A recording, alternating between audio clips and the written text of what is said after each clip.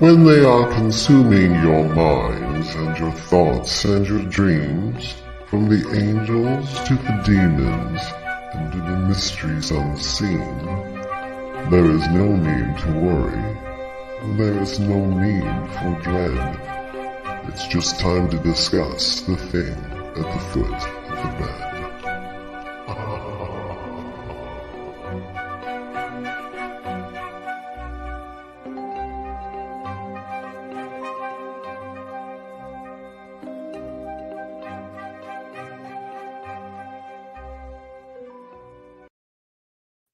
Good evening, everybody. And if you're just tuning in, you're listening live to UFO Paranormal Radio Network.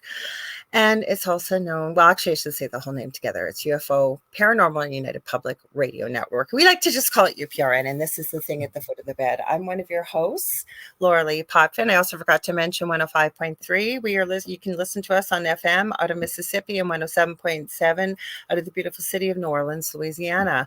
Like I said, I'm one of your hosts. I have my amazing co-host next to me. We see people piling in. That's why I got all excited, and my usual script, I went off of it for a sec. Hi, Jonathan. Contessa, we got Jody. Don't worry, we'll go through and say hi to everybody, we promise. And then David will take over once I finish all the housekeeping things. So a little bit about myself. My name is Lorilei Potvin. Like I said, I'm a Canadian psychic medium, crystal Reiki energy healer, Akashic Records practitioner, spiritual teacher and mentor, registered nurse, budding animal communicator, well-versed in near-death experiences, having studied them for over 40 years professionally and personally, and had one as a toddler, and extremely well-versed in the paranormal. Always said we never went looking for the paranormal, it found us. And we've shared our story on the Travel Channel's Paranormal Survivor, Season 4, Episode 9.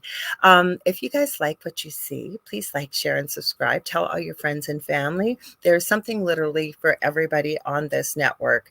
I believe we're up to almost 40 different hosts now. We stream multiple shows daily, 7 days a week. And when we're not streaming live, the archive server picks random shows from the last 25 plus years. So we actually are all live always. If you guys are watching on our main YouTube channel, which is UFO Paranormal United Public Radio, we have a little boo-boo with YouTube. So we have a second channel, UFO Gods and Extraterrestrials. So if you're looking for us, that's why you can't find us there. But if you want to watch, you want to comment, we've got Kim Lawful-Hoffs, we've got Nicole, we've got a whole bunch of people, because 80% of our listening audience is audio only. So the people that are watching are the ones that can comment. So how you can do that is you're going to head over to UFO Paranormal and United Public Radio on Facebook. I'm streaming on my YouTube. Actually, we are streaming tonight on UFO Gods and Extraterrestrials. We are. I set it up on Monday. I had to remember, where did I stream? What's that? I just laughed. Oh, so we're on our second channel tonight, UFO Gods and Extraterrestrials. We're streaming on my wonderful friend and co-host David Hanzel's YouTube, which is The Spirit Experience. We're streaming on my YouTube, which is The Angel Rock with Lorilei Potvin. Streaming on my Facebook profile, which is public, so anybody can see it, under Lorilei Potvin. And David is streaming to They Whisper to Me on Facebook, and we're also on Canada's Most Haunted.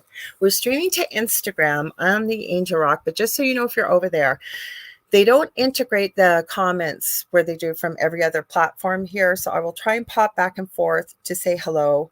StreamYard was trying to get this fixed, but I just seen a notice tonight. They may cut the feed off after an hour. I will try and remember to reset it as we're talking. If not, head over to some of the other platforms and you can join us. We stream to every country in the world, believe it or not, we do. This network, like I said, has been around for 25 plus years. And yeah, there's a lot of people that watch from all over. So we love when you're here, and we love how much you guys add to our show. If you want to watch us on TV, what you can do though is head over to Roku. We have our own TV channel. You're going to go to the channel store and type in UFO space P as in paranormal and United. You're looking for the third or fourth one down, and it's UFO space paranormal and United Public Radio Network, and that's how you can watch us as well on your TV. Did I remember everything? I think I remembered everything. I got my little tick off list here, but I'm going to throw in a shout out too, you guys. I always tell you at the end, but if you're just joining us, stay tuned, because after this, the second night of the Outer Realm with the amazing Michelle de Roche, and Amelia Pisano is coming up after us tonight. So welcome. I think I remembered everything. Dave, go ahead, finally. Hey, thank you, remembered everything. By the way, everybody, if you ever hear us, it sounds like we're talking over each other. We're not doing it on purpose. I'm so glad you said that. Lorilei's in Canada, and I'm in America. We're a couple thousand miles apart. So there's a small lag between us for some reason. So if we sound confused or sound like we're talking over each other, we're not mad at each other, and we don't mean to, and it's all cool because we're aware of it. That happened with my guest Monday night. He had technical issues, so I didn't get a chance to tell him that. So I actually told him like into the show, because every time there would seem there'd be a pause, I'd go to talk, and then he was still talking. Yeah. Well, it just happens. That's what live radio is about. But anyway, my name is David Hanzel. I am a medium, a channel, a spiritual medium, a channel, all kinds of stuff. You do everything I do. Yeah, pretty much everything Lorilei does. We're both animal communicators and so on and so forth. I had a near-death experience in 2015, so on, so forth. Anyway, real quickly, when I was laughing to myself, Lorilei, and I thought this was kind of funny, when you were talking about some of your credits, like being a paranormal, I was in my head, I was going, what are your credits, Dave? I was running through my credits in my head. What are your credits? But the one I remember the most, and now I laugh at, when it first happened, I know I told you I was so angry, but now I think it's funny, is I was being interviewed by a newspaper out of England. Had reached out to me and asked me, they said, could we do an interview for you for this paper, this magazine? I went, look at the magazine. Yeah, it was like a ragtag magazine. But anyway, I said, sure. They wanted to talk about my near-death experience. I'm like, no problem. So I went on this show and I was telling him about it. And there's a part of my near-death where I was in this place. And the only way I can describe it to people, I said, it kind of looks like if you're in a big nightclub, there's like a huge lighted thing behind the bar. And there's all these colored bottles. Or something. And I said, it was beautiful, all these colors that were there. Anyway, I went later on to look at the article because they sent it to me. And the comments I was reading, I was like, what? The comments were weird. And I started reading the article, and then I looked at the headline. The headline was, man dies and gets taken to a pub in heaven. I was like, what the hell? I remember you telling me. I never said anything. And so, I mean, I will say some of the comments from the people in England under it were quite hilarious. Some of them, they meant to be mean, but I'd laughed at it at this point. But then another lady interviews me. She's out of New York. She had read that story. So she, I corrected it on hers. And what was her freaking headline? Man dies and goes to bar in heaven. I'm like, wait, what? But that's the problem.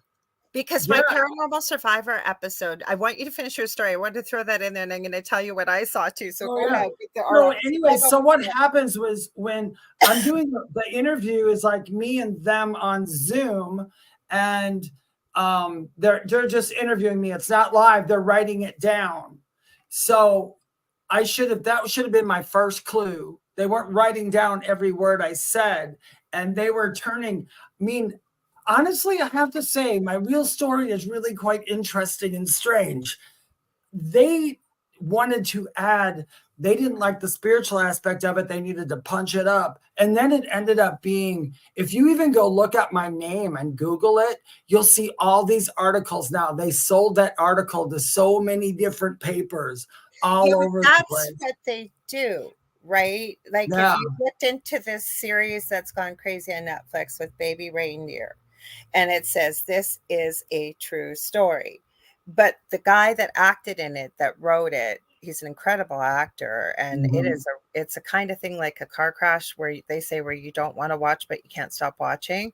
And I think it covered some important topics, but he also added that they changed some details so that the woman stalker who was stalking him in this series, they couldn't find her. Well, basically the internet has found her, and she is indeed quite a character. and she was on Piers Morgan and outed herself. So it's quite a story. But the thing is, everybody's quibbling about, it didn't say based on a true story. It said, this is a true story. Well, this is the thing though, people, right? When you see something on TV, or like what they did to you, David, and the other girl that re-interviewed you and you corrected it, but she wanted something to grab headlines, right? Clickbaiting people. It's the same with our story too. Like, we were interviewed for 6 hours, and I'm very grateful for the opportunity to have shared our story. But really, nothing happened quite the way they showed it, except for the end of the episode. That they did show that quite well. But I was saying too, I had a crazy weekend. I told you a bit about it. I don't know about y'all, but from about Saturday right up until probably last night, like, I don't know, I think we got a full moon or something, because it was crazy. But anyways, one time I did read the comments, because it's on YouTube, and I was sharing the link, and I think I had nothing to do this a few years back, and I'm not trying to be disrespectful to anybody, but I was reading one of them, and I could literally hear the accent, and it said, do you know what, y'all, your problem is? It's because you haven't got right with Jesus. You're not married. You're living together. That's why this demon came and picked on you. And then everybody jumped on the bandwagon. I was laughing so hard. I just thought, like, oh my God. Like, and people believe, like, in the comments, and I've run into people, they believe everything they read or everything they see, that's the gospel truth. And you've just proved it yourself too, from what really happened versus what. What really happened is they wanted to change it. Do you know what though? I will say though, I am a believer in that any press is good press. So I got a lot of press off those 2 stories. There were lots of different magazines, but they're in all kinds of small, weird magazines. I know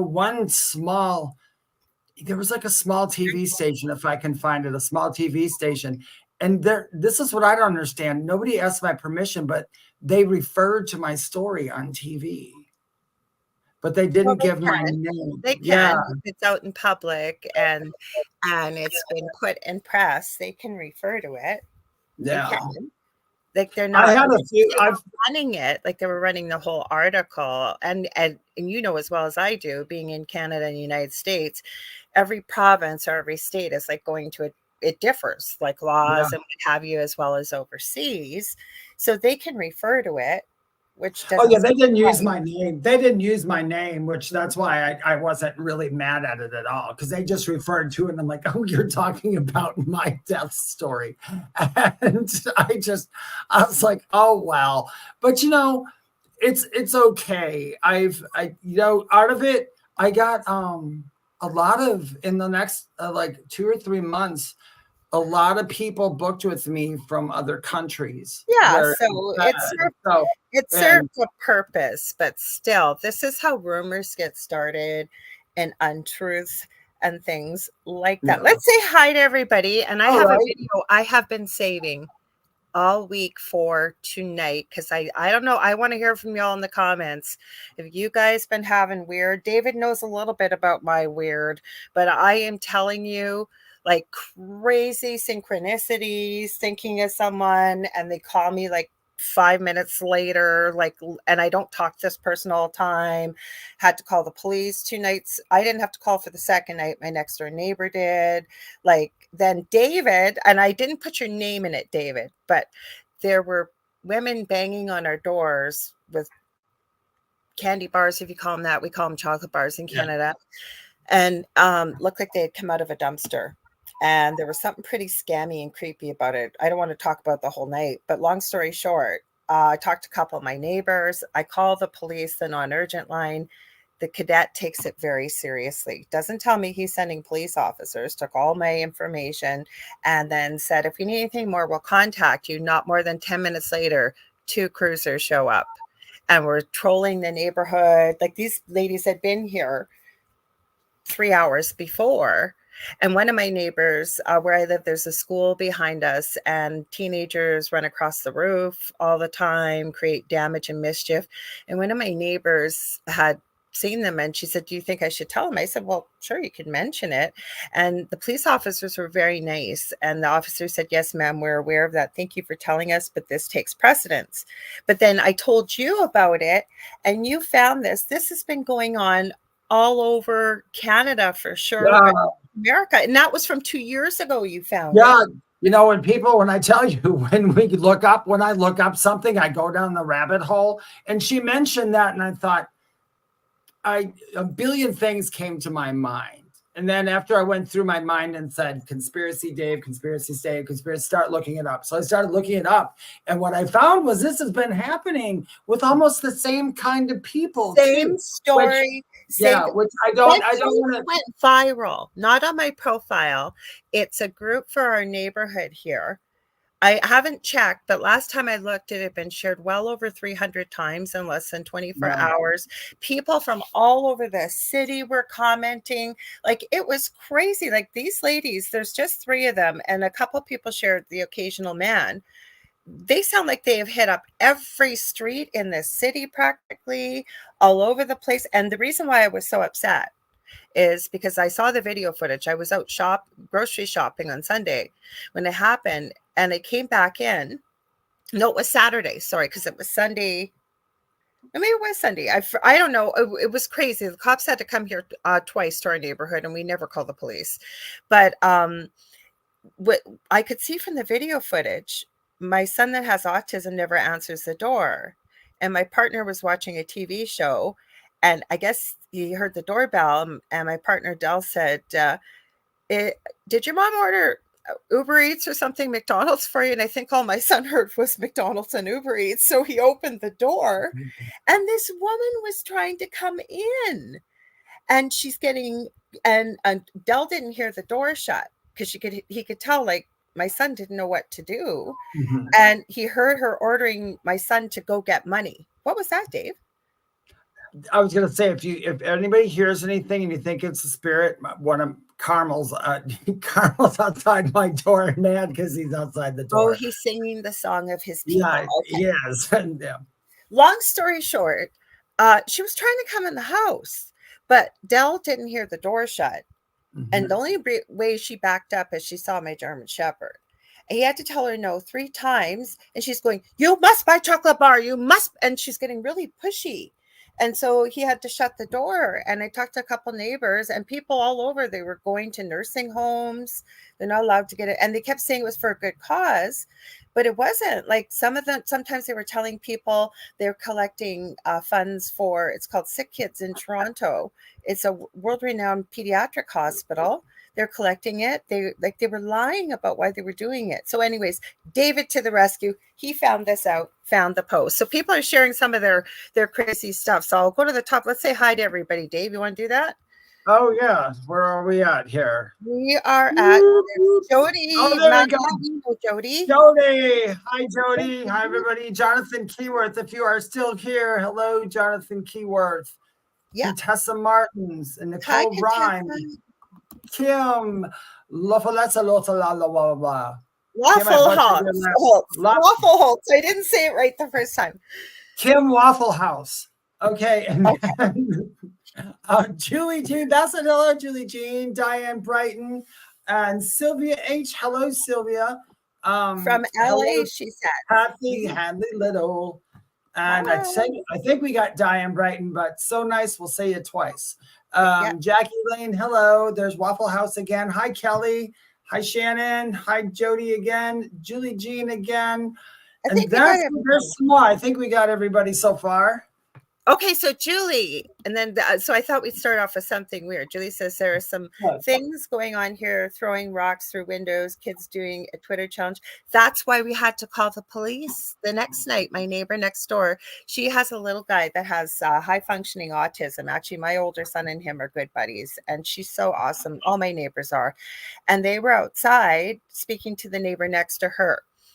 And these teenagers went by in a car and started throwing massive rocks at them at their cars. If they had hit the little guy next door, they would have killed him.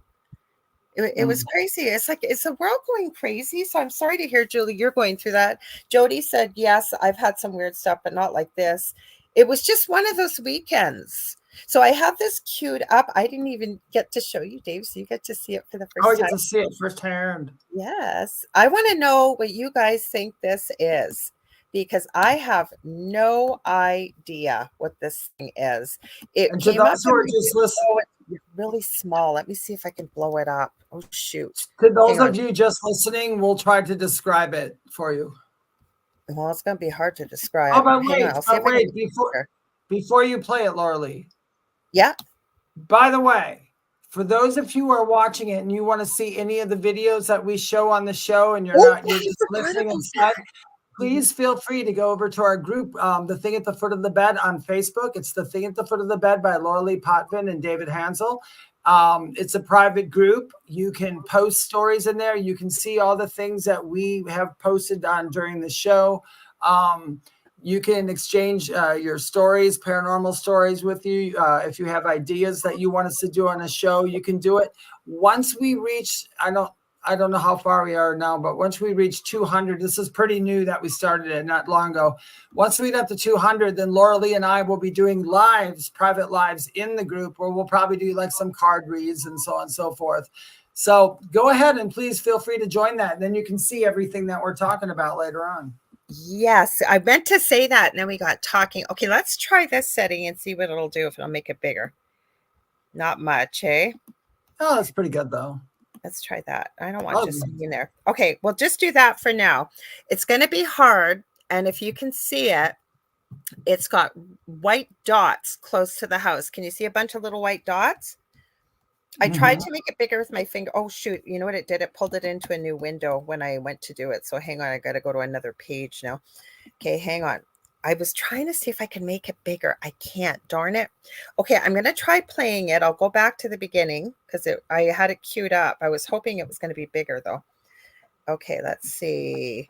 Oh, you know what I might be able to do? Give me a sec, Dave. Maybe I can blow it up with my settings. Here, let's see. It's 100. No, it's still not going to let me do it. I was hoping it'd make the darn picture bigger. Oh, well, it was worth a try. You guys, I can see it pretty good. Okay, you'll see it in the group anyways, but I'll let it play a few times. It's not that long. This was on somebody's... Hi, you are currently being recorded. This showed up on somebody's Ring door security camera with the warning that they're being recorded, and it tries to go in the house. I don't know what this is. No, it's not a lighted planter. It's moving around. It almost looks like it's a snake or something, but the dots aren't connected.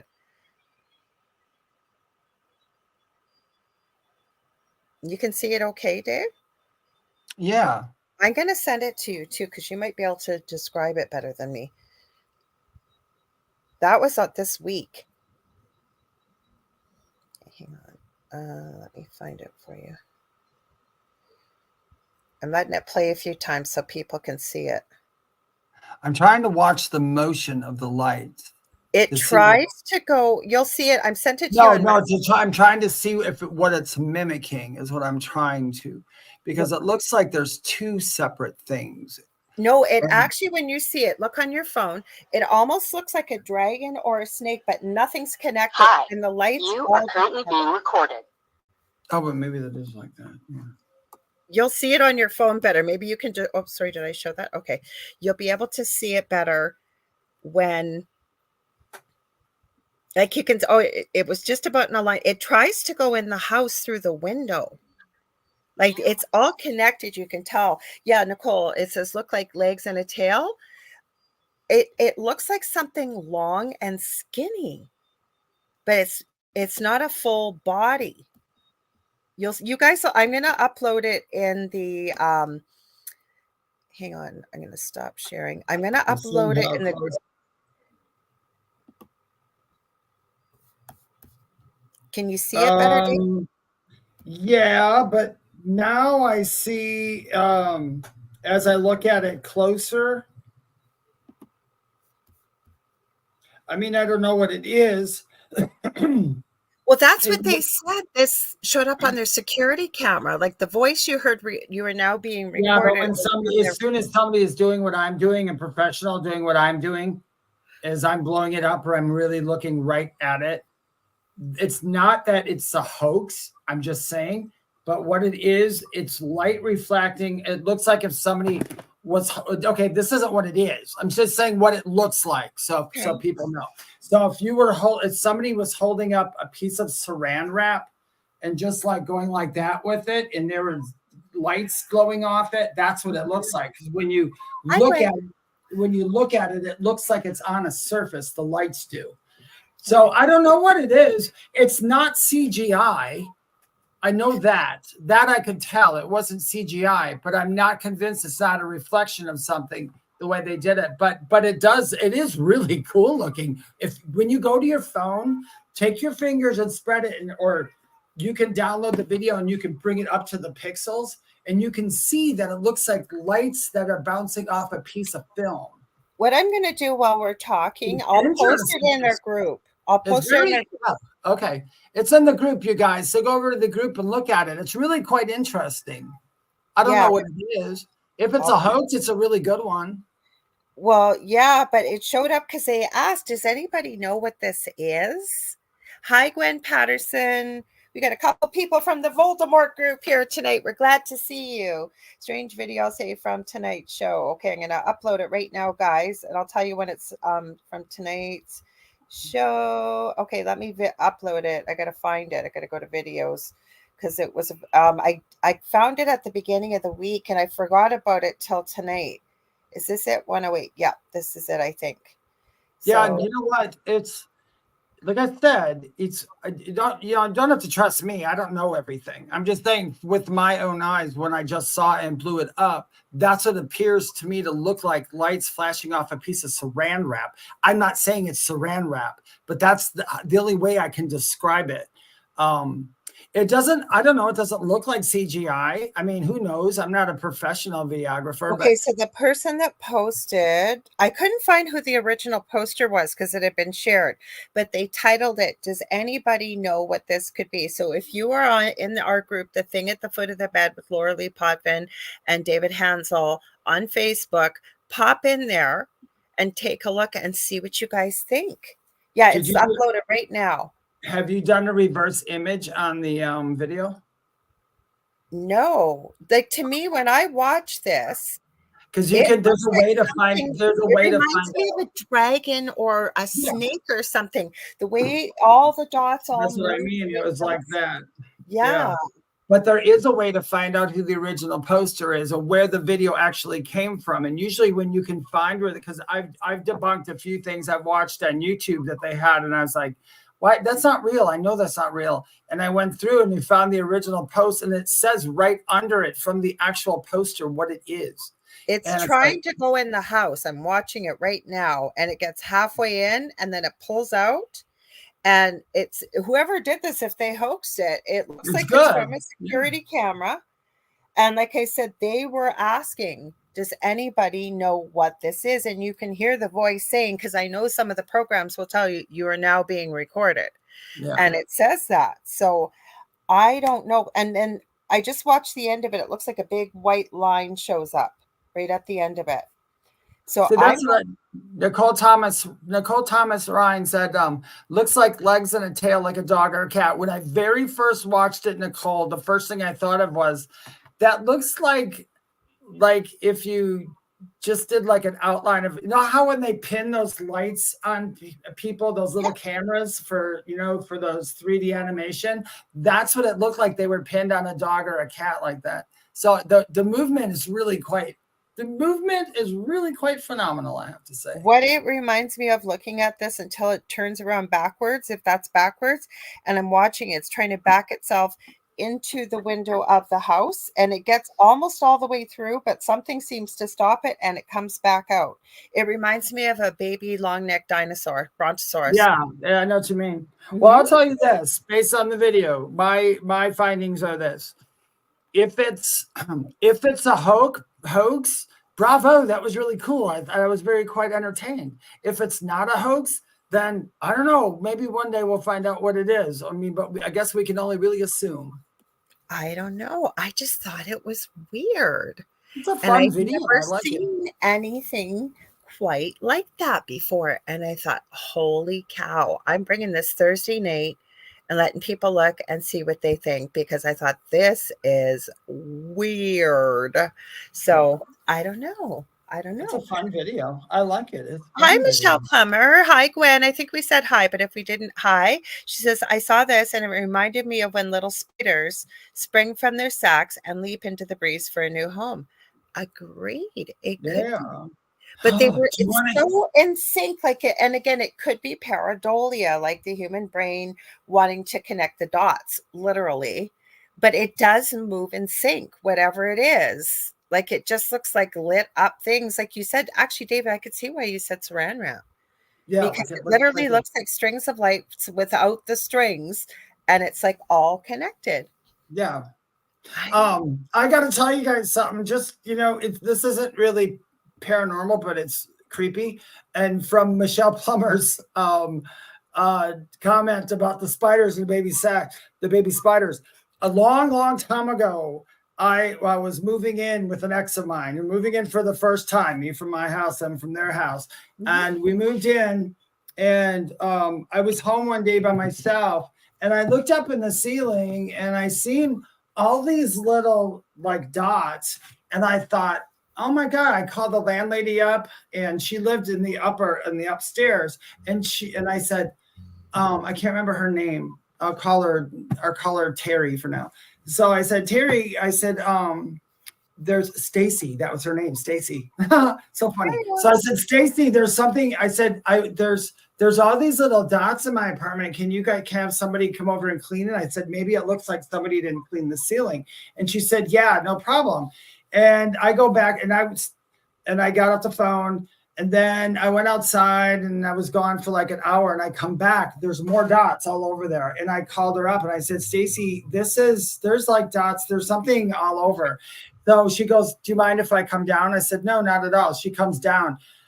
Our ceiling in the office was covered with baby spiders. And you know where and that's what they were. They were so tiny. And you know where they came from? Covered in goosebumps. My ex moved their stuff out of a storage unit, and they had like a folded up letter thing or something on a cork board, and the cork board, there must have been a spider laid eggs in the cork board, and all the baby spiders came out. And I didn't pay for it. I said, you have to pay for it. We're gonna have to get an exterminator in here now. And that's what we did. But that just reminded me of that. That was probably and it wasn't until I found out what they were, that's when I really freaked out. I think for the next month, walking around that apartment, I was looking up, and I was thinking something was on me, and I could not rest easy for a good month or so. Actually, I felt very badly. There was a spider on our door today, just a little guy, and he was trying to get in, and I went so lightly to brush him away, and he got squished. I felt so bad. I'm going, I'm so sorry, dude. I did not mean to squish you. I'm so sorry. Oh, I've done that. Shannon, you said do on a spider web. That's a great idea, but I think these lights are bigger than that.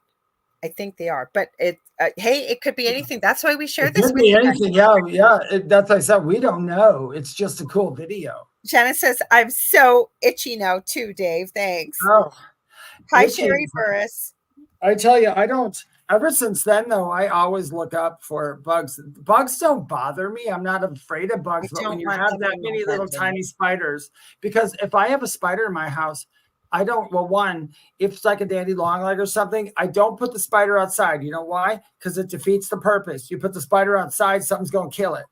So I usually just, if it's just one little daddy long leg, or like we have the common house spiders in North Carolina, I'll just leave them alone. Or, if anything, the cats will get them. Do you know what we have here in the way of spiders that I had no idea? Have you guys ever seen? It's so cute. It was a couple of years ago. His name was Jacob the Spider, and it was early CGI, and he was really cute. And he had a little kid's voice, and the guy that did it made up there was little stuffies and all kinds of stuff. Well, it's a big thing now. They're the jumping spiders, and people keep them as pets, and they actually are cute. They're cute, yeah. We have them here. I was at one of the stores, Shannon, you will know because I ran into you and Sean there at the store. I had no makeup on. It was the day of a show one day. But one of the girls that used to work there, she told me all about it because they had one and they loved her. They bought her like this big castle to keep her in, basically. Like it was a cage designed for spiders, Oh, but they just cool. loved her. And I go, well, where would you get one? She goes, oh, you can catch them here. I go, oh my gosh, I don't think I've ever seen them because they are cute. They're Oh, really they are cute. Yeah, they don't look very menacing. One time, and they're smart too. Like people keep them as. I'm gonna see if I can find a while you're telling that story. I think I can find a picture of one. Go ahead. okay. Yeah, probably the most dangerous one is I lived in this one. If anybody lives in North Carolina, some of like the older houses here, I mean, literally they're like beach houses. I mean, there's no basements. They're pretty cheaply, well, they're good made, but they're just weird. But anyway, I one day woke up in my house. Now, this was the day after the snake got in my house. It was a black dear Lord, that would be enough for snake, me. and that one freaked me out. And we found out where it came in from that night. Yeah, because that night, found out where it came from. There was a hole under the sink going directly outside. So it got in, and I felt bad because guess what? I disposed of it. I tried to get it out. It looked like a black snake, and I thought it was. We have some dangerous snakes here, and my cat wouldn't leave it alone. I was trying to move it anyway. Long story short, so that we got that hole plugged up that night. And the next day, after I wake up, and at this point now, I'm looking on the floor constantly because I'm freaked out. I go to my sink and I look at it, big old black widow. And I was like, oh, really? It's like that little girl I had to flush down the sink. There's no way I was going to try to touch that one. Well, Kelly says they have tarantulas by her work. Jennifer M is here. So I said, hello. No. Okay. So these are the jumping spiders. I think I can make this bigger on my screen. Oh, they are cute. They are cute. They're really, really cute. And I did not know I mean, I don't want one as a pet, but I mean, I did not know that we had them here, but look, and they're really tiny. They're teeny tiny. I know they are. So I mean, spiders aren't bad things. They're good things, right? Because they get rid of, bugs and all kinds of stuff. So. In North Carolina, we have brown recluse here. So you got to be. We have brown recluse up here too. Yeah, you got them too. Yeah, so you got to be careful when you're in the black widows too. But it's the brown recluse. You get bit by that, that's going to be terrible. You know At what? least with the black widow, it's okay. Oh, sorry, go ahead, Dave.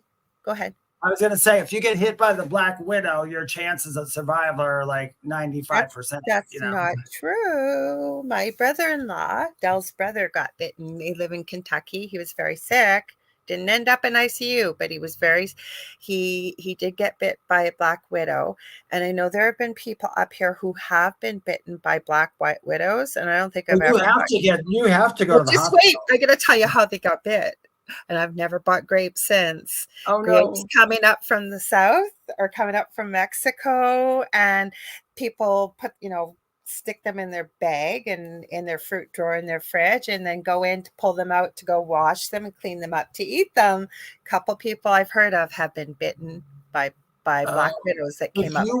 If you work in a grocery store, where I worked, I won't say the name of I won't say the name of the grocery store. I can't stand it though. But anyway, the produce people had told me that they had throughout the stores that are the chain, that they've had bananas and stuff delivered to that store. When they opened the box, there were tarantulas in there.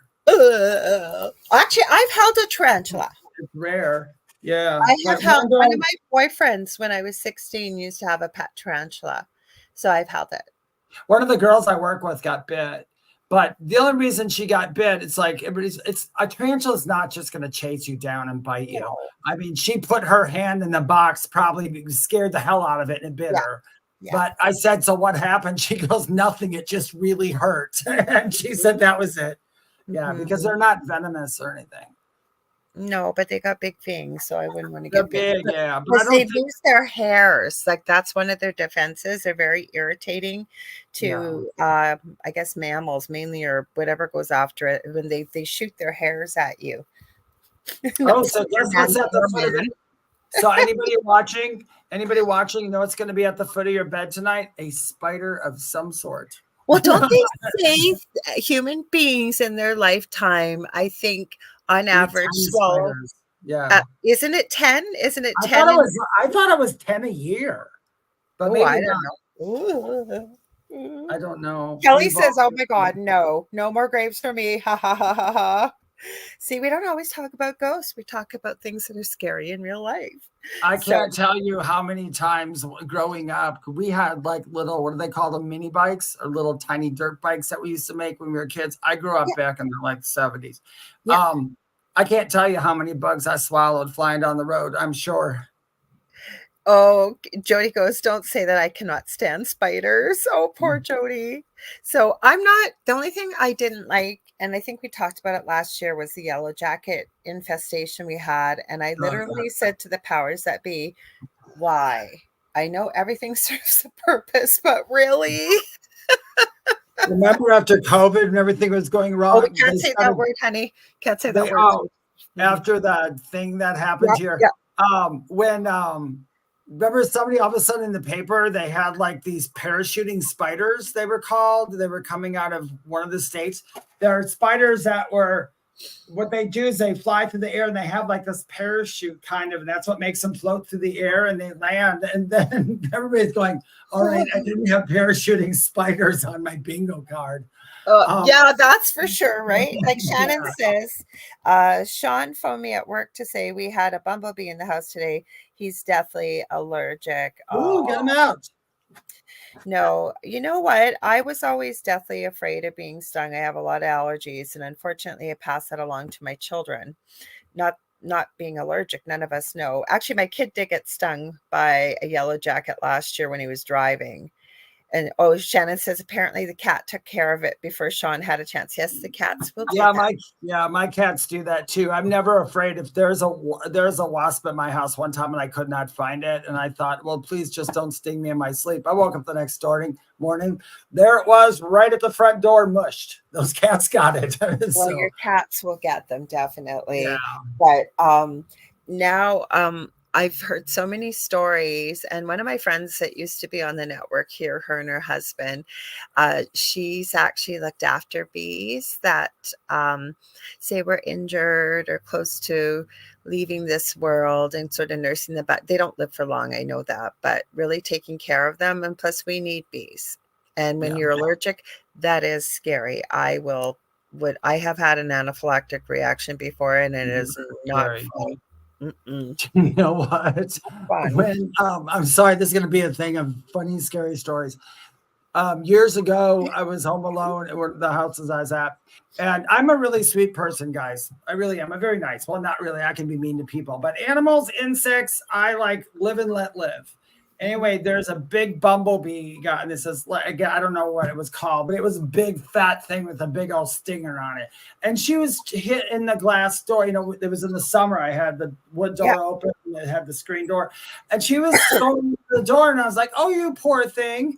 And so I had a little notebook, and when I walked up very slowly, and I went and I opened the door, and I went to take the notebook to kind of scoot her out, and that little bee, with the letter B as well, flew right back around and stung me so hard and then took off.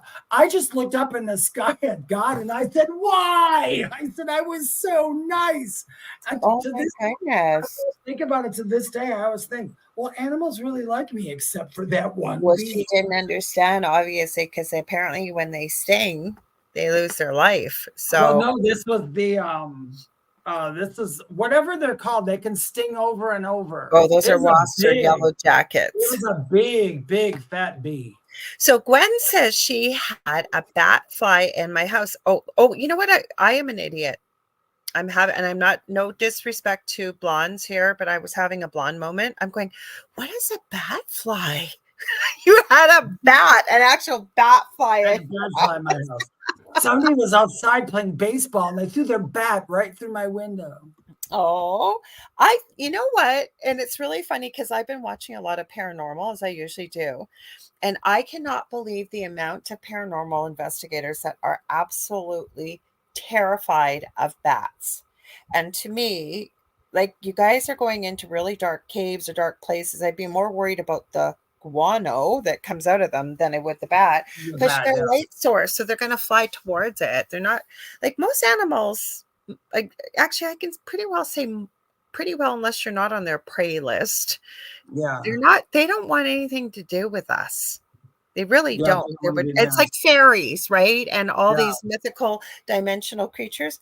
They like I They was have on nothing to do with us unless you initiate it.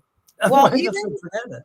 the podcast I was on last night ended up turning into a big Bigfoot discussion. And somebody was asking me what I thought about the orb sometimes around Bigfoot. And I said, listen, I've heard many theories about Bigfoot, but my thing is that I would consider yourself very lucky if you were able to see Bigfoot, because I truly believe that they choose who they choose to show themselves to or who they don't. So it's kind of like the fairies and the fae and Yeah. anybody. Yeah, or a bat. Like the same thing with a bat. Like, honestly, like right after the show tonight, no, not tonight, it's Monday nights. The Paranormal Files is on, so I usually watch it. And it's Colin Brown, and he ends up investigating with his brother-in-law, Connor, and his dad will go.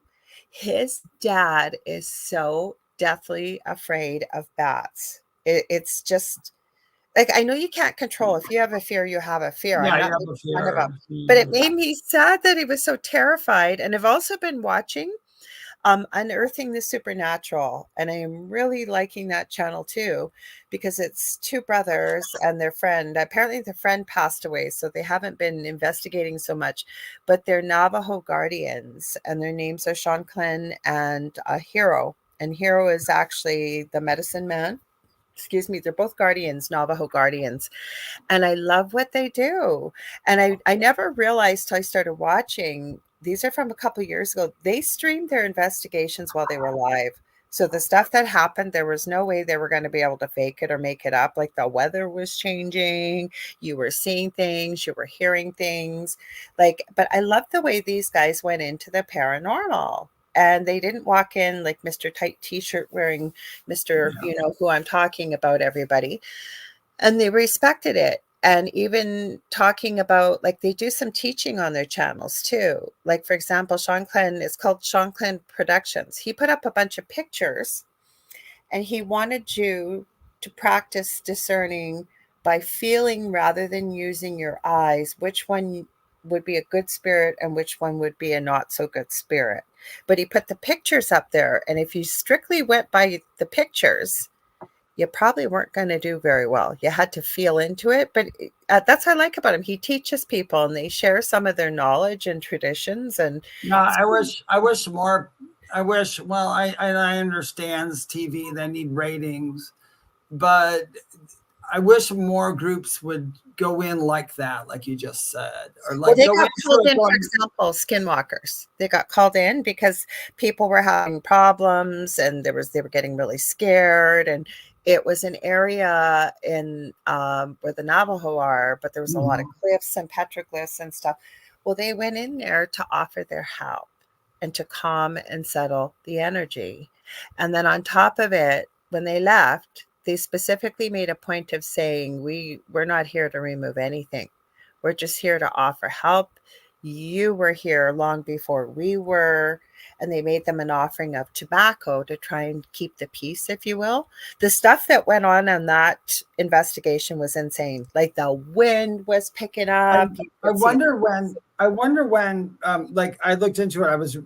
I read up a bunch about like skinwalkers, because I just get so angry when everything's a skinwalker and they and talk about that. Yeah, did I?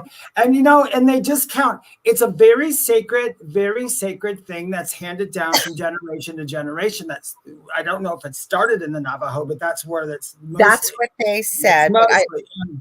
And also the fact that I went through, because literally a definition of a skinwalker would be like a witch of a tribe, or a evil shaman, however you want to put it, who can change into animals and cause some harm and all these other things. And I'm like, okay, so you need a person in order to have the skinwalker. Because everybody went in saying, oh, this ghost is a skinwalker. I'm like, no, there's no skinwalker ghost. That's something different now. Well, that's what they talked about, the legend of the skinwalker versus the Wendigo or Wendigo. They're not the same. And the No, other they're thing, not at all. that's what they said. Everybody's seeing skinwalkers. Everybody says it's a skinwalker. And they said, we're not telling you that there can't be something similar to a skinwalker. I think they call it the Anasazi in their native language, but they said that's where this legend and the story of the skinwalker comes from. You could have something similar maybe where you live or what you're talking about, but they pretty well said no. If you're going to see anything with skinwalker, it's going to be in this I'll tell area. you what, I'll be quite honest. If I ever have like a super something question about skinwalkers or want to know about one, I'm going to go straight to the source. I don't mean like a skinwalker, but the I would rather go to one of the people where they grew up with it and the lore and say, you tell me, what do you know? Not what all these yahoos are making up to get views, but what's actually real. That's what I would like to know. I would love to sit down. Like the Wendigo comes from native lore, like Kathy Ann Little said, skinwalker is the lore in many indigenous nations. They address that, but I like that they teach people, and I like that they teach people because, again, how we sort of talked about this at the beginning, a lot of people see TV, and I don't blame it on people. Okay, I think that we have a responsibility, whether you're a podcaster, whether you are putting a TV show out, a news article, whatever, when you have people that are following you, and especially when you're talking about things that are sort of not in the mainstream, that I think you have a responsibility to try and be as honest and accurate as you can. But unfortunately, that's not what happens, right? The story gets twisted, clickbaity, pull in as many people as we can to watch it, see it, whatever it may be. Yeah, that's the bummer. I think that's where the disservice is. I like the channels where people actually, I've watched a few channels where people actually just explain stuff. And they explain it in their own words, not from something they've written and then made a video and they're reading it for their video. That's what I like the most. Because all these things, I think like the skinwalkers, like that's what I tell people, that's not a real skinwalker. You don't believe in skinwalkers? Well, I've never seen a skinwalker, but it comes from a people that it's been in their lore. It's been in their tradition, their ancestry for forever. So I always say, and Lorilei says the same thing. If you can kind of think it up, or if it's in a story, then there's something to it. Otherwise, they wouldn't have been able to write the story about it. So there's got to be something to it. I mean, we could all be totally way off, But well, they even explained why they use the names, because I what had happened. They explain why they don't give their names, why they why they wear what they wear to investigations, why they don't go in of it. Because what it was is people have written in questions and people are asking, do you protect yourself or what do you do for an investigation? So they explained it. And I remember watching this one episode and Hero over the ghost box, something said River and then it said David. And they were all going, oh my God, he knows your name. He knows your name. How does this know your name? And I thought, well, what's the big deal? Until after I saw why it was so important that what they were dealing with knew his name, because their belief is that, and again, this is coming from their traditions, that unless it's an extremely old and extremely powerful spirit they're dealing with, if they know your name, especially your Christian given name at birth, you're really dealing with something that's pretty old and pretty powerful.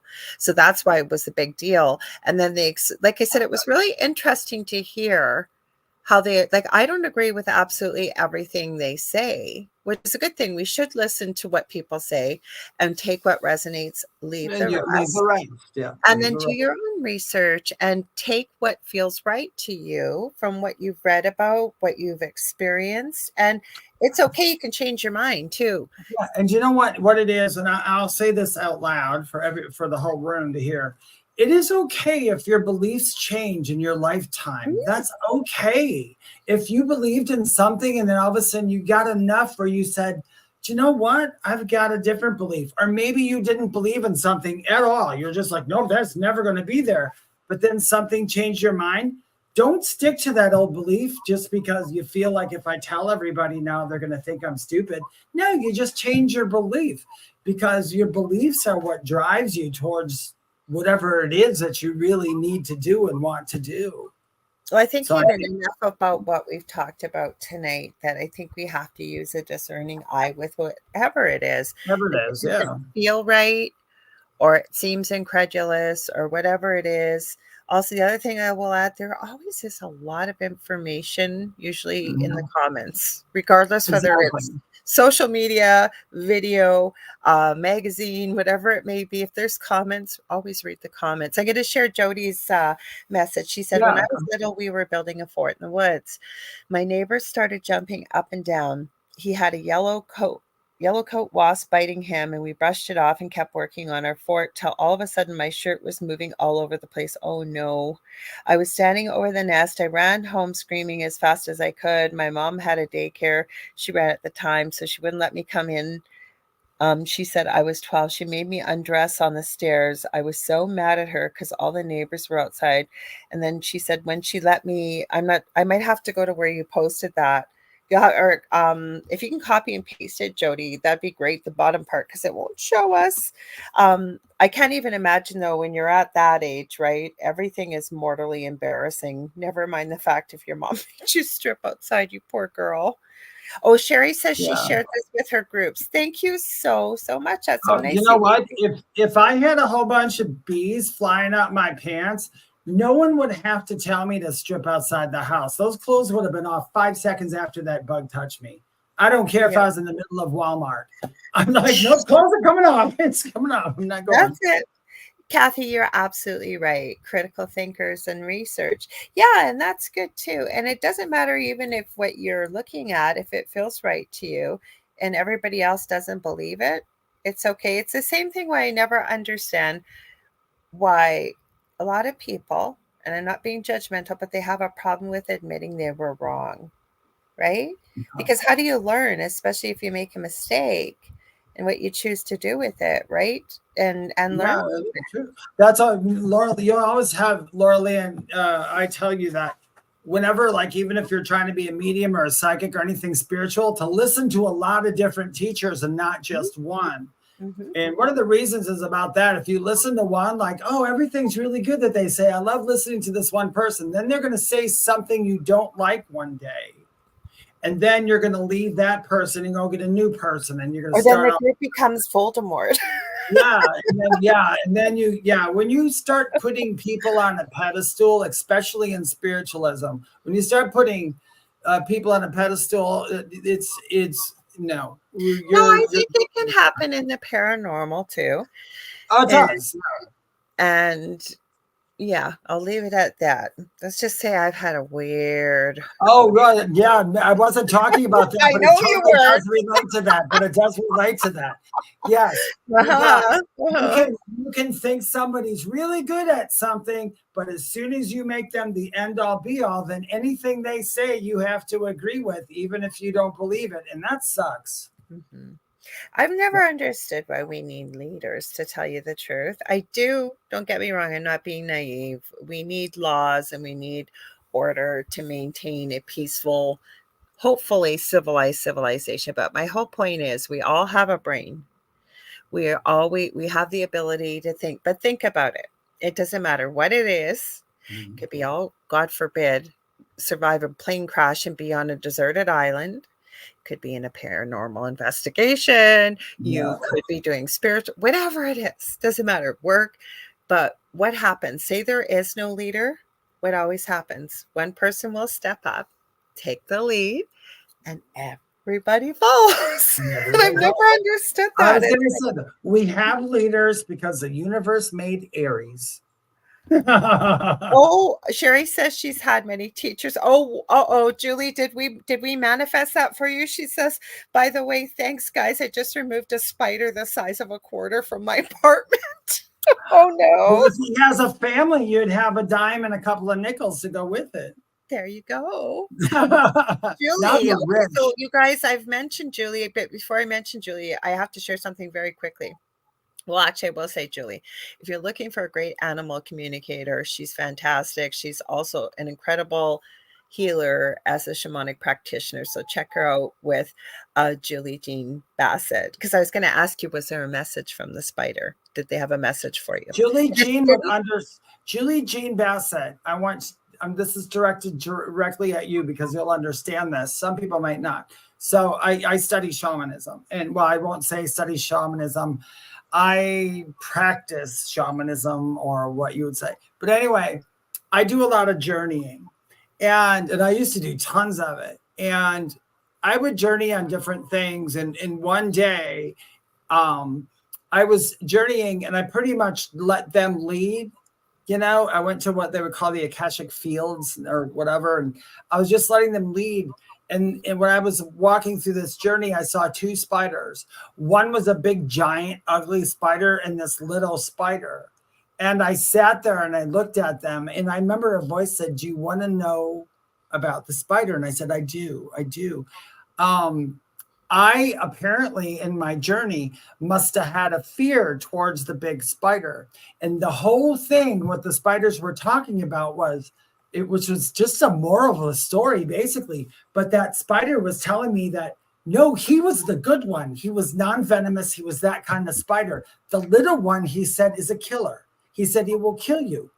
And I was like, what? Why am I afraid of the big one, though? They're like, see, you're afraid of the big one because of its size, when actually it was the little one who could have killed you. That's what I was trying to say when I was talking earlier about Sean Clem showing you the pictures. And if you know what, the ones that look like they weren't a problem in the pictures were actually the ones that could cause you a lot of issues, whereas the ones that look like absolute monsters were the ones that were there to hear. Were the good ones. Yeah. There's another, if anybody's familiar with the movie Men in Black, the first one, where they get Will Smith and they go into that room and looks like a shooting range, and all the monsters come up.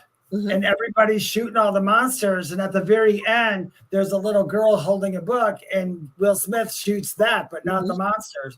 And it turned out that all the monsters was good. And it was the little girl who was studying quantum physics and was an alien that was trying to destroy the world. So it's the same thing. You know, we really can't judge by appearance. Well, what I was going to add too, so some people in the chat have experienced Julie's work. She's incredible, but there's somebody else I want to share because I didn't get a chance to tell you this, Dave. So as you know, I have hurt my back as a nurse. I've not been able to physically work as a nurse for years. I use nursing every day. But anyways, I have not been able to feel my right foot for 30 years. Like I could step on a nail, piece of glass. I actually walk with a cane when I'm out in case my leg gives up. So I had this on Mother's Day, this session called Psych with somebody that was a guest, that's been a guest many times on the Angel Rock and will be in the future, Sonia Roy. And all of a sudden, my pain was being reactivated, like bursitis when I was running, when I was younger. My back then kicked in. It was so bad. So I had to follow up on Sunday. I am going to tell you guys, she worked with me because it's supposed to change limiting beliefs very quickly. So if you want to check her out, it's soniaroy.com. We worked on that with the nerve damage to my foot. And I don't cry very easily. I was in tears. Like, it's not completely healed yet. It's going to take a little while to regenerate nerves. I could start feeling with my foot completely in a matter of seconds. So you guys got to check her out. Like I tell people this all the time. The human body can heal itself, right? And it's what whether it's physical, emotional, spiritual, trauma, whatever, right? We hang on to it, and that's what impedes healing. Well, I am telling you, that happened to me. I had incredible healing also with Julie. Julie and I are due for another session together soon, but I am telling you guys from personal experience that and there's incredible healers out there. I guess that's where I'm going with it. So if you've ever been told it can't be fixed, it can't be done, it can. For example, and one more thing, you've all been told, right? Can't heal cavities, can't heal whatever. I told another one of my friends from the Voldemort group about this once, and she says, "Oh, haven't you ever heard about I think it was called, it's Bliss Energetics. This lady is an Ayurvedic healer, makes these tooth products, anxiety tea, all kinds of stuff. The minute the paste goes out there, it sells out usually within 5 minutes. I've been using it and I had a little cavity. It's almost healed. And you can go to her Instagram, check it out. Yeah, it's actually, there's another lady on TikTok too who does it. She's like, yeah, cavities are reversible. Mm-hmm. They just never told you that. Mm-hmm. And I suppose maybe that's the conspiracy that, let's face it, everybody. If they find a cure for something, then who's ever making that product to alleviate the symptoms is out of business.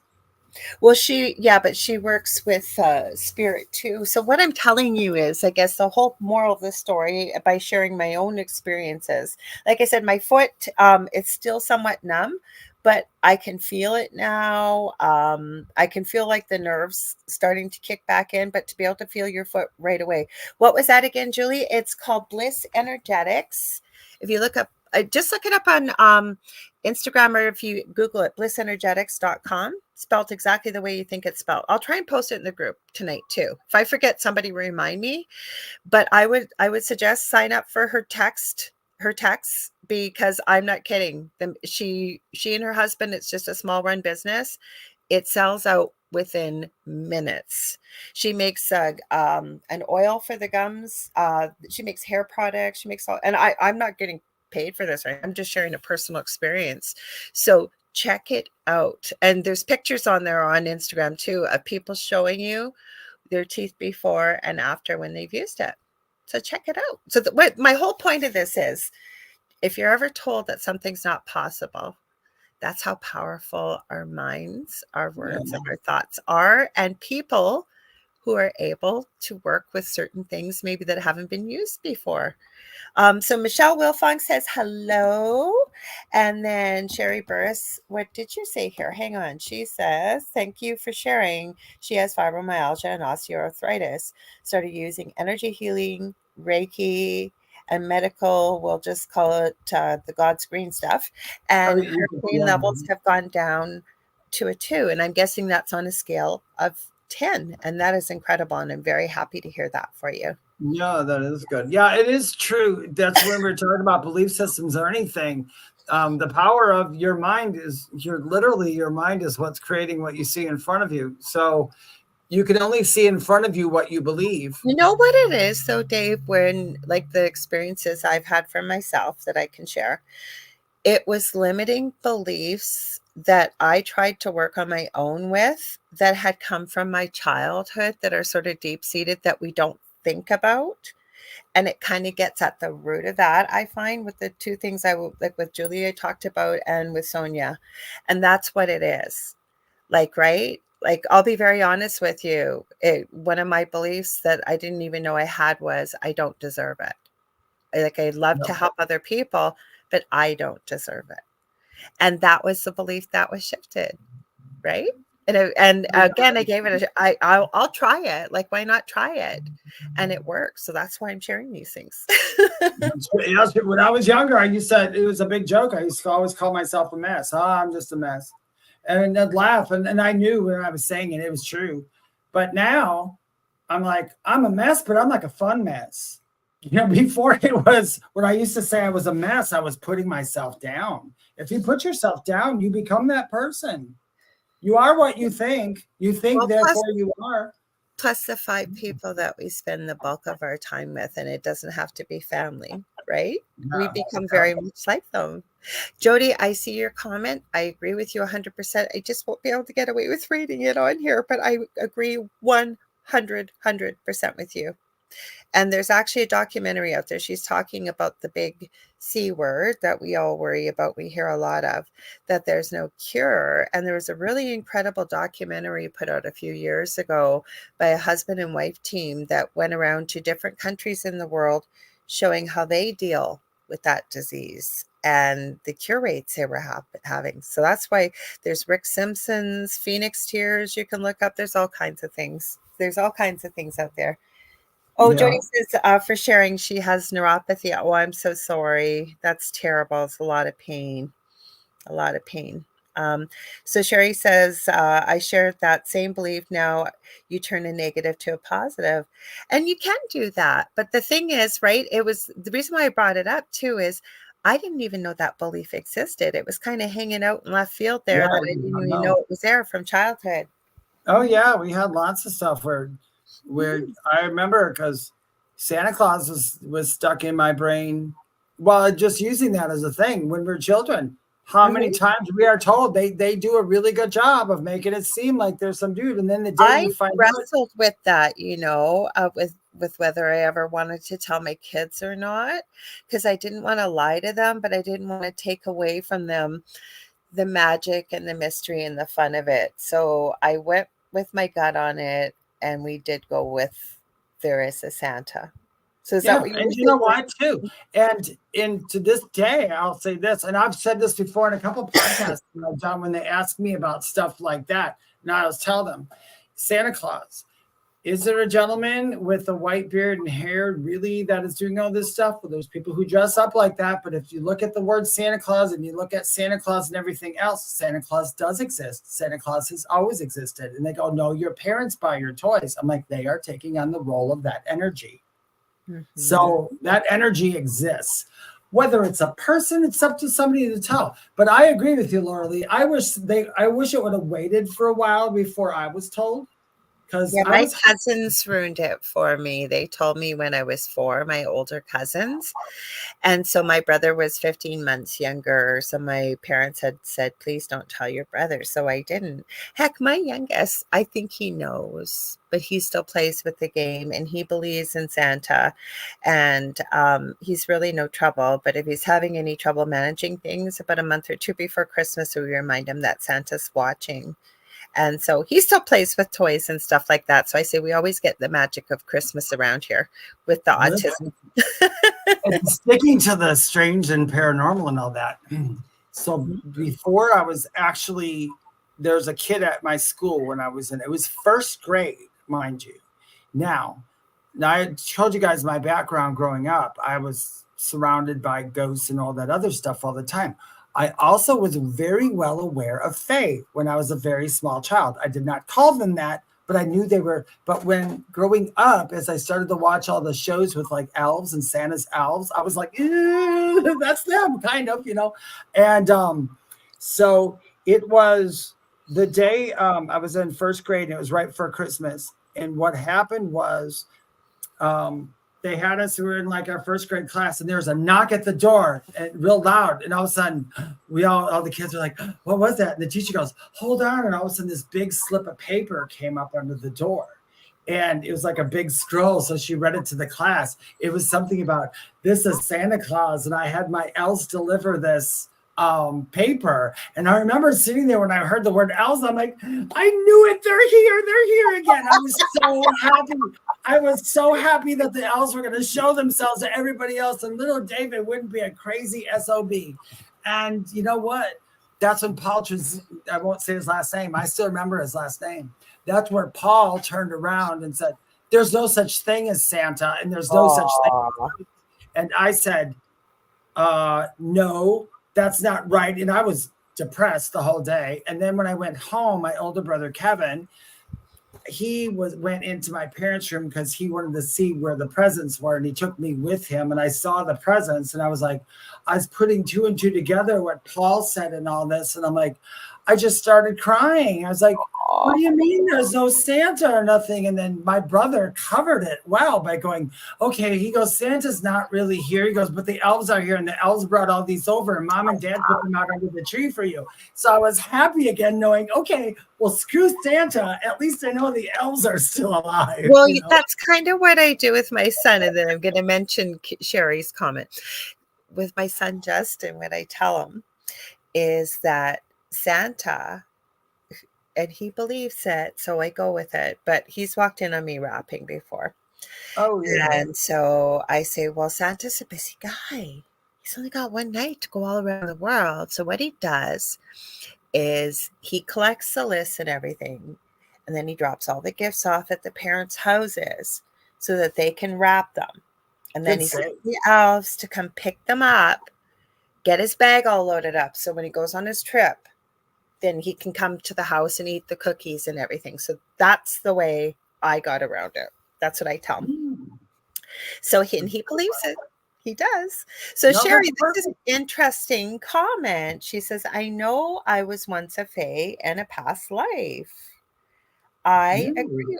I believe that. I totally, because I have a story for you. And I don't even think I've told Dave this. I might have told Dave this story. So in the Voldemort group, I was mentoring somebody that was younger and got to know him. And again, I never doubted him. It's not my story, but he always told me he was once an angel. Okay. This was his story. He knew the name. And we were talking one night and he said to me, oh my gosh, I know you. And I go, of course you know me. We're talking. We've known each other for how many months?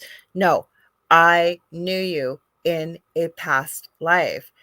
He goes, your name is Maeve. And he starts to describe me. And he says, do you remember Queen Titania? I think it's from Lady Macbeth, the Queen of the Fairies. He goes, you were her sister. And he goes, you had hair that would go for any hair commercial all the way down almost to the back of your knees. So black, silky, shiny. He goes, but you weren't necessarily evil, but you weren't necessarily good. So if somebody crossed you, they were going to know your wrath. Never mind that my name comes from the siren mythology, Lorilei. It's actually Lorelei. So go ahead, or go figure. And he starts to describe this crown of black thorns I used to wear. And he said I had silver eyes. And he told me all this stuff, right? After he finishes, I go, I don't know where this came from. I said, my name actually wasn't Maeve, it was Maven. And then that night I do draw, and I sat down, took me about half an hour, and I started drawing the most, I'm not a professional artist, but the most incredible, almost like a Pegasus unicorn with wings. And I knew her name. It was Chloe. This sounds crazy, I know, but I'm going to tell you why I sort of believe this. I said her name was Chloe, and she was not my pet. She was not anything but my equal. And we worked together. We were inseparable. We went everywhere together. Then, not more than a month or two later, I'm getting my crystal Reiki attunement, and my mentor didn't live in Canada, obviously in the US. And my appointment booked for a Friday at 7:00. And she told the whole class, and I'll meet you in a meditation and I'll know if you're not there. Sure enough, what do? I never did this. I fell asleep. And I messaged her and I go, oh my God, I fell asleep. I'm so sorry. She goes, that's okay. When you listen to the attunement will be the right time. I remember this so clear. This was years ago. So it's a Tuesday and I decide to sit down and I'm going to listen to the attunement. I take my hair. It was more red at that time. I wind it up in a bun at the back of my neck, which I never wear it like that. And I'm thinking, what am I going to sit on? And I just bought the most beautiful white. It was a unicorn, like an actual 3D, almost unicorn blanket. And I put it out and I had all these crystals all around. I'm listening to the attunement, meaning that she attunes you to the different Reiki symbols. And I still have this recording too. As I'm listening to it, we use one of the Reiki symbols we use in Crystal Reiki is a 7-pointed star. And you literally hear my Reiki master say, when she starts it, she goes, and this was 5 days before. Okay. And I didn't tell her anything. She goes, okay, I see you. She goes, oh yeah, like your hair is kind of gathered up and kind of like in a bun, messy bun at the back of your hair. I don't think I've ever seen your hair that way. And she goes, I see you sitting on something really fluffy and kind of white. And then I'm almost coming out of the meditation because I'm going, no way. She describes the crystals around me. And then the last part got me in the ending. I'm almost done the story. So she goes through, gets the 7-pointed star, and she says, I don't know what it is about you with that 7-pointed star. She goes, your higher self just grabbed it, smacked it right in the forehead, almost where your third eye, just above your third eye. And she starts describing me wearing this crown of black thorns all over the long black silky hair. And at the end of it, afterwards, she sends me a picture. of something she didn't even remember she had in her office of this fairy with monarch wings. Like, what are the chances of that happening?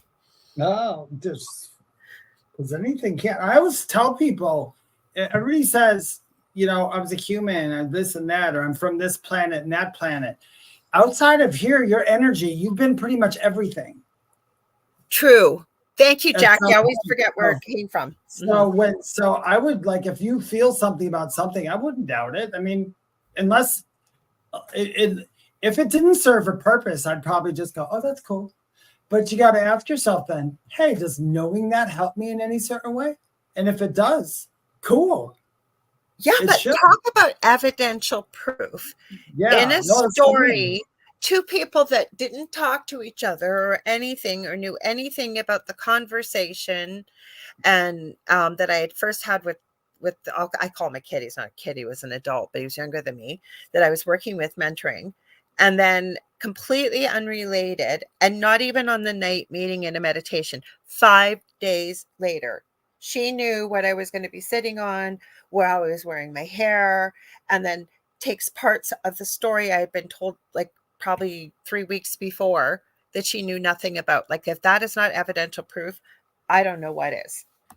That's true. It came from a Midsummer's Night Dream. Thank you, Jackie. I'm not a Shakespeare fan. I'll be the first to admit it. So thank you. I have a great, I have always had a connection to Pan. Geez, I wonder why. Not Peter. Oh, Pan from A Midsummer Night's Dream, like that, Pan. Yeah. But it has to do with the Fae. Did you ever watch The Sandman? The Sandman. It was a TV series, and I don't think they brought it back. If you guys can find that on Netflix, oh my gosh. If you're like, I am so drawn to that era too. Like anything from King Arthur and the Fae and magic and wizards. And but the Pan, I think, was cover. I think there was something, it was either that or it was another series like that I think my partner Dell was watching, but Pan came up. No, you know what it was from?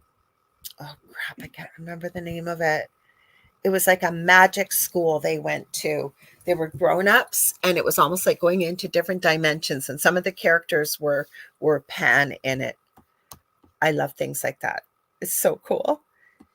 Yeah. So Jody says, last time I watched your show, I was visited by my grandma.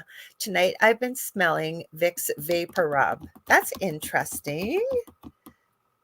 And Nicole says she loves the Fae. Go ahead, Dave. Sorry. I'm trying to think of the show. I think I told you guys to watch.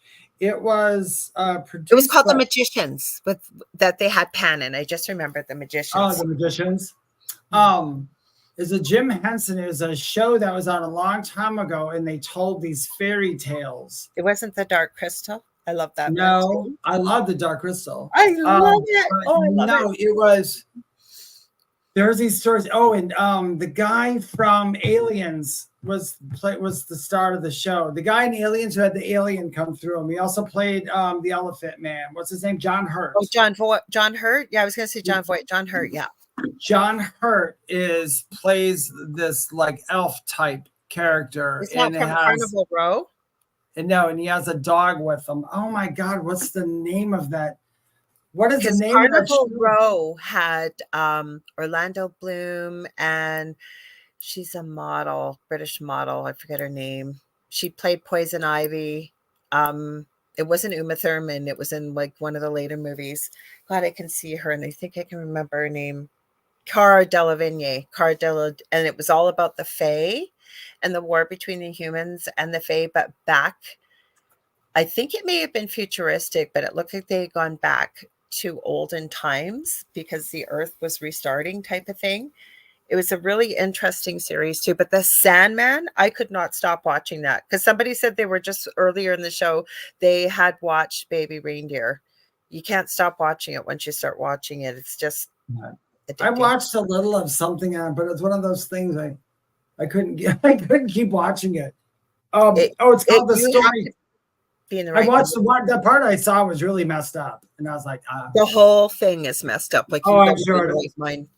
It's called The Storyteller from 1988. Oh, I don't think I've ever seen that one. You would love that. Did I? You would love it. Yes. Okay. It's very good. Yeah. They tell all these fairy tales about like the boy who couldn't get the shivers and all that stuff. All those kind of, yeah, it's a good show. It's a You lot guys of fun. share in I the recommend it. comments. I was sorry, Dave. I was just gonna say, share in the comments if you guys like. I think that was very brave, and I love it that it was Sherry. I think that shared that she believes she was a fae in a past life, and you don't have to, but if you feel strongly towards something or feel maybe you might have had a past life with it, feel free to share. Sorry, Dave. Go ahead. No, that Shannon Casey wrote. So tonight's show is Laura and Dave trying to remember things. It is. Or the early stages of Alzheimer's. Yeah, and did you notice how it's taking almost 2 hours for us to get through this? Oh my gosh. Well, we're waiting for you guys to throw something out. Well, Contessa says Pan's Labyrinth is good too. I have seen it. It's a little bit strange and creepy, but it is a good show. I've seen it. I didn't see that one. I like it. Oh, that's the dude with the eyeballs in the hands. That's the one I can't get. That's the only thing I really, really remember from it. It was like there was a meme that went around because there's a politician in America. When you put Pan's eyes up like that, he looks just like him. We're not going there. We're not going there. No, as I said, I'm not talking about the sign or anything, but it was really funny. Anywhere. That's all you can see today with what's been going on. There was something I was going to ask. Hang on. See, Dave and Laura trying to remember things, and I lost my. Okay, so. The Pan's Labyrinth had to do with that. Okay. You hearing something? Dave's been hearing weird stuff all night, y'all. I have been hearing a lot of weird stuff. I think it's I don't think it's outside. And it might be one of the kittens. Maybe it's one of the kittens. Sorry. I just heard a dog bark. I swear to you, I just heard a dog bark. And it didn't come from my house. It came from you. Okay, wait. You heard that one. Angel, I know that. That's you, Pom Pom. I just recognized. That's Pom Pom's voice. So Pom Pom can bark? No, but Carmel made a grunt, a growl. It probably sounded like a... No, I literally heard rock, like a bark. Yeah, like not so deep, but a rock. Yeah, it sounded like rough. By the way, anybody listening to the show, feel free to go back through the show and look for EVPs because that happens. You know who's usually really good at that is Nicole Thomas Ryan. Nicole Thomas Ryan. Yeah, she has. So, no, you know what? We figured we would just kind of do a hodgepodge of topics tonight because, like I said, I wanted to hear, and I wasn't the only one, that a lot of people we're having really weird couple of days. Mind you, my world, and so is Dave's, and probably many people, is weird when you're in this field. But this was like extra weird. And it was one thing after another. Like, for example, I was out getting groceries and I have an interesting guest coming up on the Angel Rock actually at the end of July. Hello, Carmel. And he has quite a story to tell. His book has been banned actually off of Amazon. And I was thinking, because I talked to him for a couple of hours on Sunday night, and I was thinking, maybe it was Saturday night I talked to him. And I was thinking, oh, I need to get a hold of a friend of mine that I don't talk to all the time. And I thought, I'll have to make a mental note to message him. I am out shopping. Not more than 20 minutes later, my phone rings. Guess who's calling me? The person I'm thinking, I have to make a mental note to message them. So Contessa says, such a cute kitty. Jody says, cute. Nicole, I've got three more on the other side of the door that won't shut up right now because Carmel's in here. I might have to let them all in. Nicole says solar flares again. Yeah, there's a lot of that going on. And Julie says adorable fur baby. His babies are cute and they're smart. Like Carmel knows. He's kind of like my son. Like my son Justin, right, Dave? He'll usually opens the door. He just has to make sure we're done. That's all. Once we're done, he doesn't have anything else really to add. He just has to make sure we're done. But then Carmel comes in there and just looks at you. Hey, Yeah, Gal. Karma will stand sometimes. If I have the door open, he'll be up here right at the end of the show, sitting right here, going, "Where is my TREAT?" I didn't want to say it. I wasn't going to say it. He's sitting right here. They all know what that is. Yeah. My baby See, said, you big said baby I said can to me, spell too, can't you? yes, Crazy but he cat. knows, like he always knows. And then when Angel was younger, I used to call, like when we first started the show, because he's not old, but he was just barely a little Yeah, kitty, just over a really little tiny. kitty. Yeah. And I remember when I used to call Angel our third co-host, because Angel always came on. Yeah. Mm-hmm. Angel stayed on for the longest time. Now Angel don't like to be on camera. Mm-hmm. So Julie says lots of astrological stuff going on too. There is. I've been getting a lot of questions about that too, and I wish I knew more astrological stuff. And I'm probably will one day Mm-hmm. when it really calls me. I always do that. You guys in our field, like unless I'm wrong, and we've had this conversation before off air, and I think even on air. In our field, people either are like absolute whiz kids when it comes to astrology, or there's people like us that know a little bit about it, but we're not really into it. Yeah, that's like me and cards and tarots too. I love tarot cards and I love oracle cards and all that, and I use them and I play with them, but there's other things that I know like a whole lot about, It's like, and it's just, I just like to know everything. If I need to, you guys listen, if you're in the spiritual world and you need to know about something, you get called to it, go look it up. Literally, well, even if you will hold classes with you, like that's exactly it too. Yes. Yeah, if you make an appointment with Spirit and you plan to be, meditation helps, but it doesn't mean you have to sit there with your eyes closed. You can open your eyes and take notes if you need to. They will tell you stuff. Like I was literally thinking about this. All this stuff I know now, I never knew 15 years ago.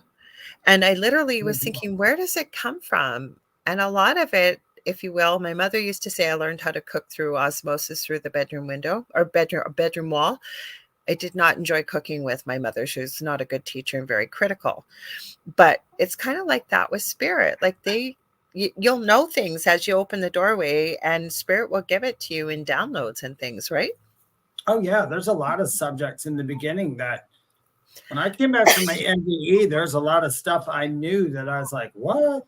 And then I would go look it up to see if I was right and find out there's like umpteen million other people with the same theory. So I'm like, oh, okay. Mm-hmm. So yeah, I do agree. That's what I believe for like people, spiritual people and all that. You do get a type of download sometimes. You're just, especially when, you start working on something and all of a sudden you're like, oh, this is why I'm drawn to it because I already know what in the hell it is. That's cool. So I love that stuff. You guys, this is the fastest 2 hours. Like Mondays go by fast, like with the Angel Rock. It's kind of like how I gear up my week. It's like, okay, Monday I got a show. Well, actually, I have a show every day this week except Tuesday. So I was a guest last night on a panel. Tonight we have the thing at the foot of the bed. And then tomorrow, you guys don't forget to tune in for Spirit Switchboard with Carrie Lynn Shellhorn from 6 to 8 p.m. She's doing a panel, an all-girl panel. And you get to ask all kinds of questions. I think she called it mediumship, the journey and the practice of it or something. So you guys all have to check it out. She has a panel going on. And then the weekend, hopefully I don't have a week. Like, don't get me wrong. Like, I really do mean that. Like when Dave and I connect, like, it's like, oh my God, you won't believe what happened. And before you know it, it's like, yeah, weird and unusual is our world. But when it's really, really weird and unusual, right? Yeah. We are out of time, though. That's where I was going with this, Dave. Oh, yeah, we are. I just looked at the clock, too. Hey, by the way, you guys, if you would like to follow me on TikTok or Instagram, you can look me up at Medium David Hanzel. No slashes, no dots, no numbers. It's at Medium David Hanzel. You can watch my YouTube, The Spirit Experience, and I have a Facebook page called The Spirit Experience. Called They Whisper to Me. Yes. My group is called The Spirit Experience.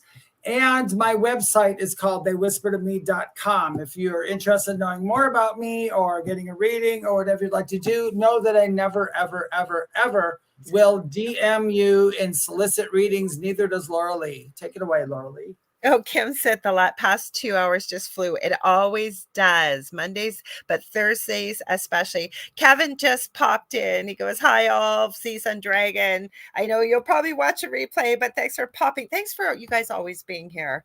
You guys always support everything we do. I was going to go. It was Saturday, right, Dave? I was going to go live with you.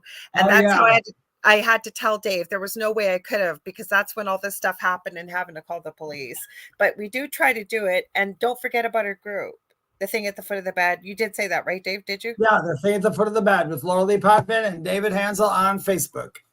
Yes, he said, thank you. Such a quick 2 hours. You two are wonderful. Thank you. Well, we think you guys are amazing. Well, thank you so much. Because Dave and I would be having a fun conversation. And you guys, I really do tell people, don't forget to watch Monday, the Angel Rock, 6 to 8 p.m. here on UPRN.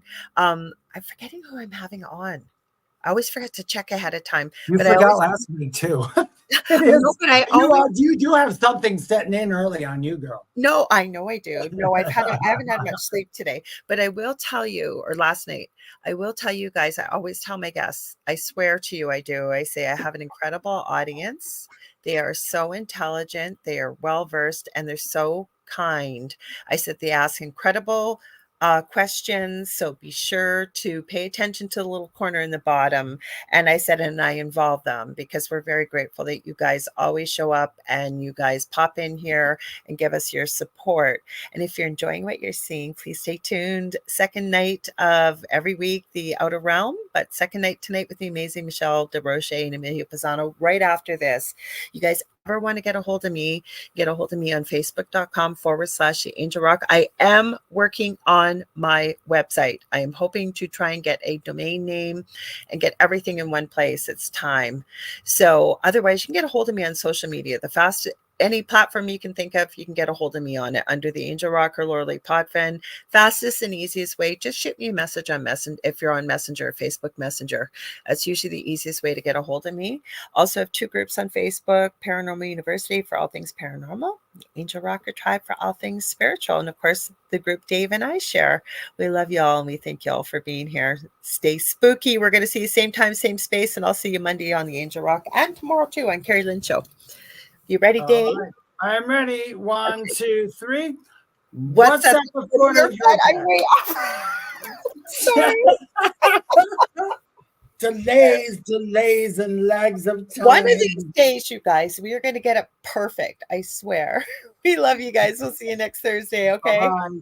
Stay spooky.